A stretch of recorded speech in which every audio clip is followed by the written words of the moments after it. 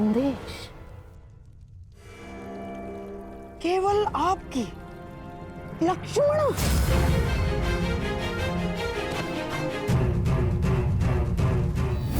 क्या है ये? क्या है ये?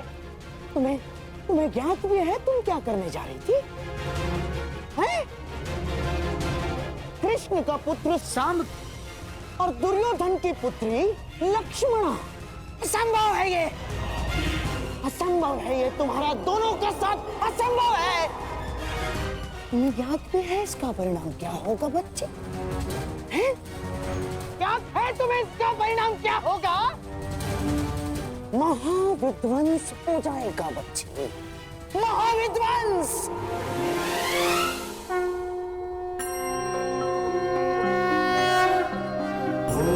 त्र्यंबकं यजामहे सुगंधिं पुष्टिवर्धनम्। महोदय जी, यहाँ तो विवाह का आयोजन था ना, क्या वो समाप्त हो गया? कैसा विवाह भद्र? यहाँ तो कोई विवाह का आयोजन नहीं चल रहा है। कदाचित आप भिन्न स्थान पर आ गए हैं। अर्थात माता और सुप्रिया मुझसे झूठ कह रहे थे, परंतु क्यों?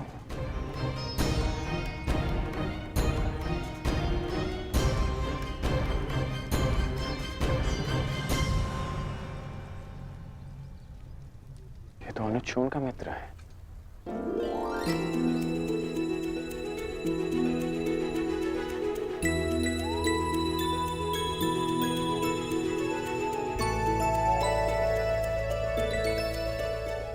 बहुत वर्षों बाद तुमसे भेंट हुई।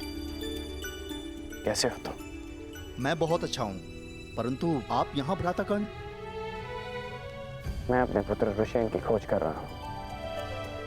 मुझे किसी ने बताया था कि वो इस मंदिर में किसी के विवाह में सम्मिलित होने आया है। वो आपको यहाँ नहीं मिलेगा भ्राताकर्ण, वो सदा अपने प्रिय स्थल पर होता है। प्रिय स्थल?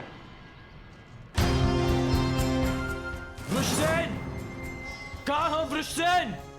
पुत्र कहाँ हो तुम? वृषसेन!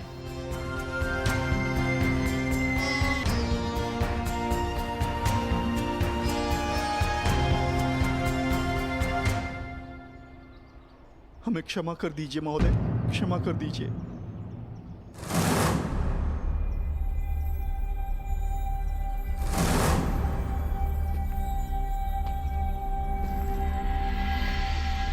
ऐसा करने से पहले तुम्हें इसके परिणाम को सोच लेना चाहिए था। अनेक मनुष्यों ने तुमसे इसी प्रकार निवेदन किया होगा, परंतु तुम दुष्टों ने कभी किसी की याचना सुनी?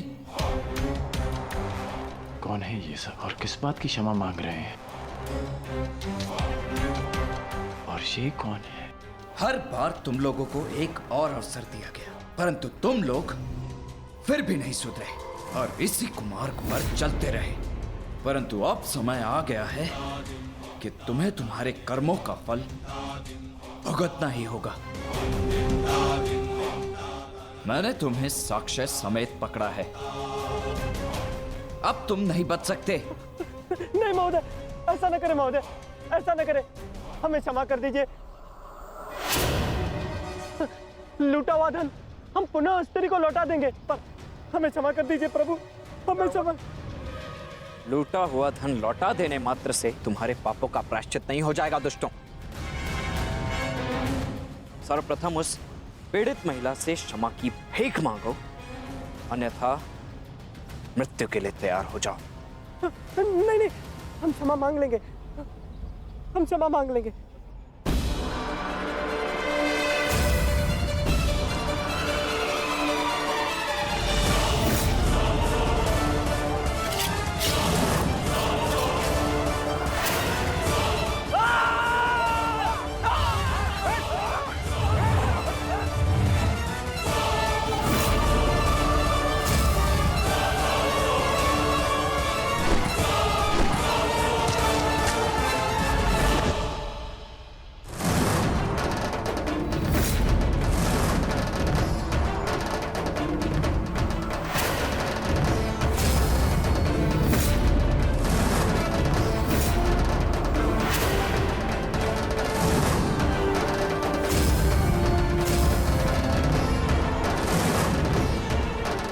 वृषसेन।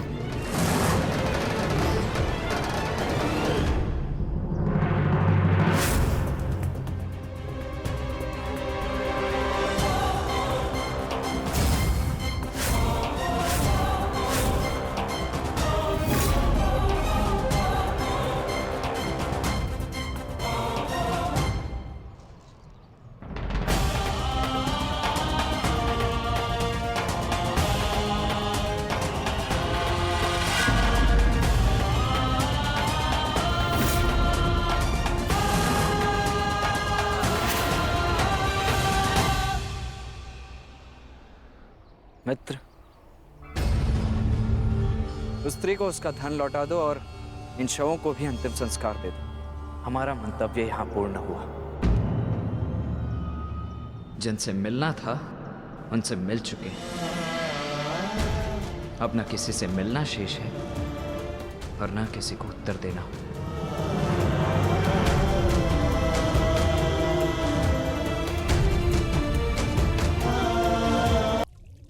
कब से चल रहा है ये प्रकरण?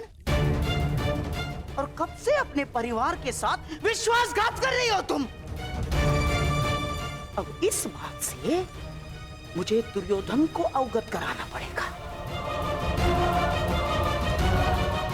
अब वो ही तुम्हारे इस दुस्साहस का निर्णय लेगा।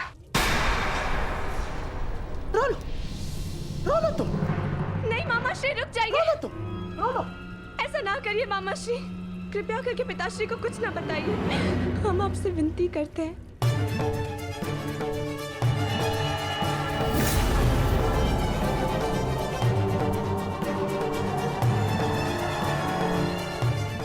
हमें क्षमा कर दीजिए मामा श्री। आपका भरोसा तोड़ने के लिए हम क्षमा चाहते हैं। बहुत बड़ी भूल हो गई हमसे। भूल गई थी मैं कि मैं ऐसा संबंध जोड़ने का स्वप्न देख रही जो कभी जुड़ ही नहीं सकता। प्रेम ने मेरी विचार क्षमता नष्ट कर दी। हमें क्षमा कर दीजिए, परंतु कृपया करके पिताश्री को कुछ मत बताइए। उन्हें पता चलेगा तो उनके हृदय को बहुत ठेस पहुंचेगी। उन्हें कुछ मत बताइए।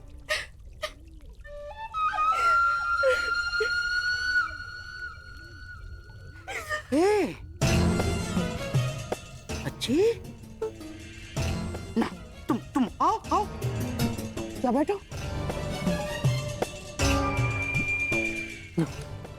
रोना। लक्ष्मणा, देखो, मुझे क्रोध तो आया था मुझे क्रोध, परंतु तुम्हारे अश्रुओं ने मुझसे कह दिया कि तुम सांब से अत्याधिक प्रेम करती हो। हाँ, ठीक है। अब मुझे ही कोई मार्ग ढूंढना पड़ेगा इससे बाहर निकलने का।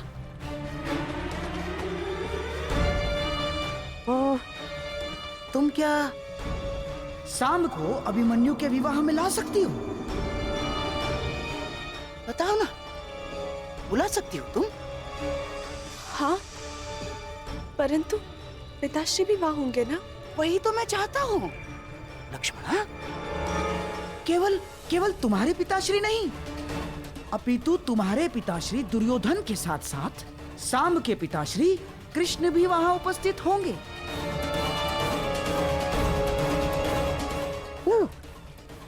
अर्थात तुम्हारे विवाह के विषय में कुछ प्रस्ताव उपस्थित करने के लिए दोनों के पिताश्री वहां होना आवश्यक है कि नहीं?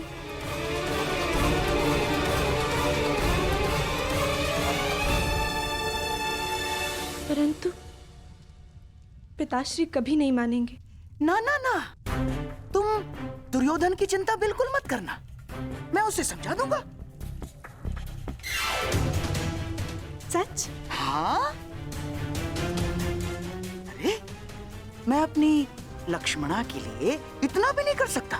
तुम बस किसी भी परिस्थिति में सांब को वहां उस विवाह में ले आना, शेष सब मैं संभाल लूंगा।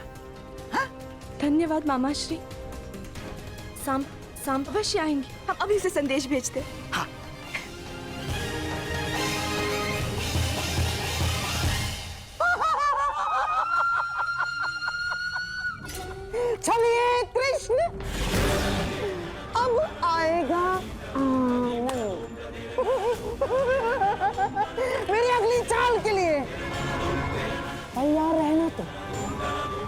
इस बार तुम्हारी पराजय निश्चित निश्चित। पुत्र, पुत्र मैं हूँ, मैं तुम्हारा पिता। तुमने मुझे पहचाना नहीं, परंतु मैंने तुम्हें देखते ही पहचान लिया। तुम्हें मालूम, बचपन में मैं बिल्कुल तुम्हारे जैसा दिखता था। हाँ,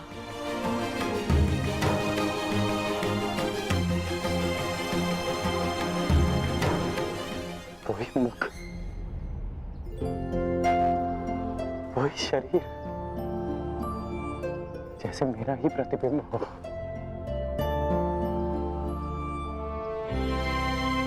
तुम बिल्कुल मुझ पर गए हो पुत्र। मुझे ज्ञात है कि आप मेरे पिता हैं,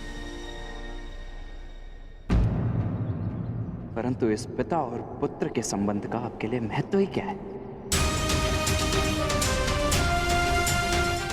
मेरी बात सुनो पुत्र, इस बात का क्या तात्पर्य है पुत्र?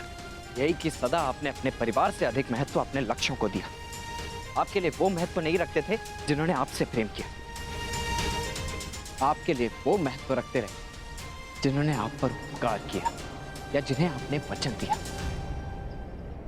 परंतु मेरे लिए सबसे अधिक महत्वपूर्ण मेरा परिवार है। सबसे अधिक महत्व मेरे अपनों का है। मेरी बात सुनो पुत्र, पुत्र मेरी बात सुनो। इतना रुष्ट हो अपने पिता से। जब मेरी आयु में पहुंचोगे तब जानोगे कि मनुष्य के लिए उसका कर्तव्य कितना महत्वपूर्ण होता है। मैं यहाँ केवल तुमसे मिलने आया हूं। अपना मुख मत फेरो मुझसे। इतने वर्षों पश्चात मैं तुमसे मिल रहा हूं और तुम्हें लगता है इस अवसर का कोई महत्व नहीं मेरे लिए? रुष्टसेन, क्या हो गया तुम्हें? तुम मेरी बात सुन क्यों नहीं रहे हो? मुझे तुमसे ये आशा नहीं थी। तो और क्या आशा थी मुझसे मेरे पूज्य पिताश्री कि कैसा व्यवहार करूंगा? वैसा ही व्यवहार करूंगा जैसा वो पुत्र करते हैं जिनके पिता उनसे वर्षों के पश्चात मिलते। आपका स्वागत करूंगा, आपको आलिंगनबद्ध करके अश्रु बहाऊंगा। आपने कभी सोचा है कि वर्षों के पश्चात जब आप अपने परिवार के पास लौटोगे तो सब आपकी व्याकुलता से प्रतीक्षा कर रहे होंगे? कदाचित शेष ने ऐसा किया हो, परंतु मैं भिन्न हूं। आपकी भांति मैं अपने परिवार को उनके हाल पर नहीं छोड़ सकता। मेरे लिए सबसे अधिक महत्व मेरे परिवार का है। मेरे लिए भी, मेरे लिए भी, परंतु मेरे लिए मेरा धर्म, मेरा कर्म, मेरा कर्तव्य भी उतना ही महत्वपूर्ण है।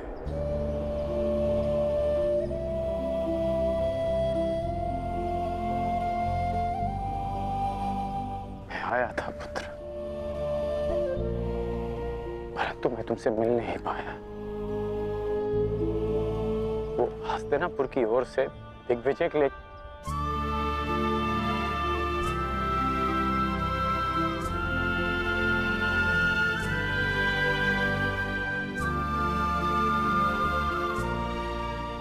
तुम्हें पता, यदि मनुष्य केवल अपने लिए जिएगा, अपने ही सुख के बारे में सोचेगा, तो क्या हमारी आने वाली पीढ़ी का धर्म से विश्वास नहीं उठ जाएगा?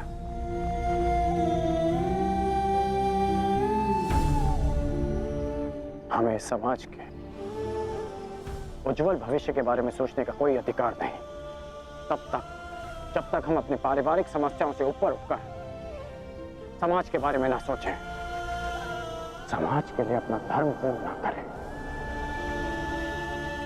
पुत्र,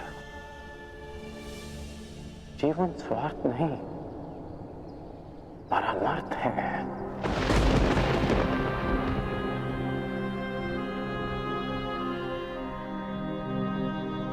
मैंने जो कुछ भी किया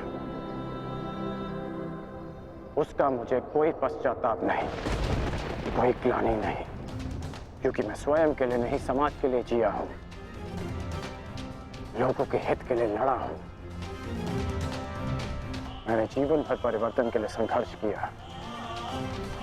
जानते हो क्यों? क्योंकि जब भी मैंने ऐसा किया तो मैंने लोगों की आंखों में आशा की किरण देखी। संसार में परिवर्तन लाने से पूर्व हमें स्वयं में परिवर्तन लाना चाहिए। इसलिए मैंने ये सब किया पुत्र। और यदि मैं ऐसा नहीं करता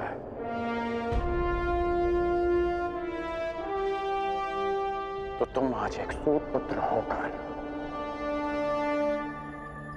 हाथ में शस्त्र नहीं उठा पाते। करते तो एक पति धर्म भी होता है, एक पुत्र धर्म भी होता है। यदि कर्तव्य की बात करते हैं ना, तो अपने परिवार और पुत्र के लिए भी मनुष्य का कर्तव्य होता है। और यदि समाज की बात करते हैं तो ये मत भूलिए कि समाज परिवारों से मिलकर बनता है। आप जिसे परमार्थ कह रहे हैं वो आपका परम स्वार्थ है, और कदाचित मेरा स्वार्थ मेरा परमार्थ। आप अपना धर्म निभाइए और मैं अपने संबंध निभाता हूं।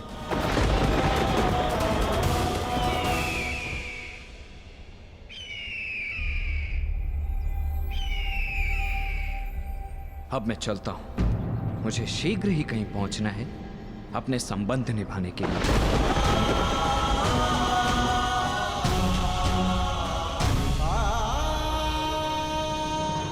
नहीं मामाश्री, मैं कह चुका हूं, लक्ष्मणा विराटनगर नहीं जाएगी। बस अपनी शत्रुता के कारण अपनी बच्ची का मन तोड़ना कहाँ का न्याय है दुर्योधन?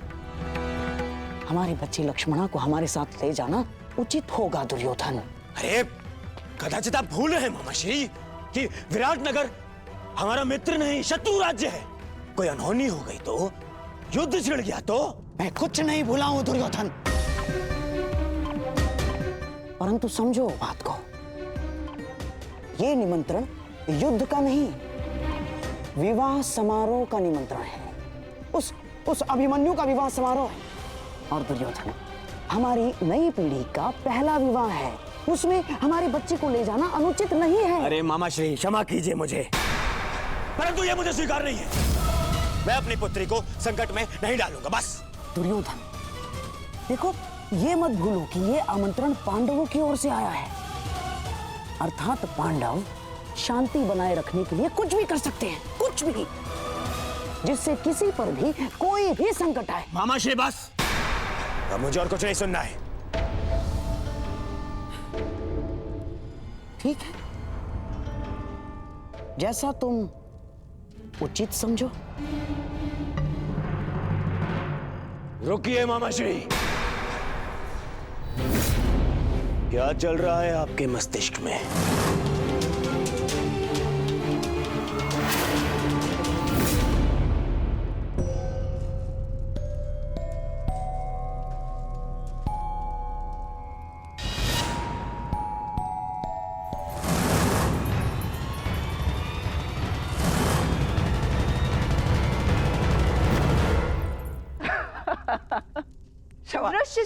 क्षमा चाहता हूं। नहीं, मैं क्षमा चाहती हूँ तुम्हें इस प्रकार यहाँ बुलाने के लिए, परंतु बात ही कुछ ऐसी थी। वो, मैं एक विवाह में जा रही हूँ और मैं चाहती हूँ कि शाम भी वहाँ उपस्थित हो, और उसे केवल तुम ही वहाँ ला सकते हो, तो तुम्हारी बात अवश्य मानेंगे। अच्छा, तुम्हारे कहने का तात्पर्य है कि वो तुमसे अधिक मेरी बात मानेगा। वृषसेन, ये परिहास का समय नहीं है, मेरी जान पर लगी है। अब मैं स्वयं जाके तो उन्हें वहां से आने को नहीं बोल सकती ना, क्योंकि मैं जानती हूँ कि वो नहीं आएंगे, परंतु इस बार उनका वहां आना अति आवश्यक है। और तुम मेरे मित्र होके ऐसे उपहास कर रहे हो। अरे अरे, ठीक है, यदि इतना ही आवश्यक है तो मैं स्वयं जाकर कुमार साम को लेकर उपस्थित हो जाऊंगा। कहाँ है विवाह? विराटनगर में। वहां तो कुमार अभिमन्यु के विवाह का आयोजन चल रहा है ना? अर्थात तुम उस विवाह में? प्रश्न ये नहीं है कि लक्ष्मणा विराटनगर जाए या ना जाए। प्रश्न ये है कि आप उसे वहां ले जाने का हट क्यों कर रहे हैं? क्यों मामा श्री? ऐसा कुछ नहीं है दुर्योधन।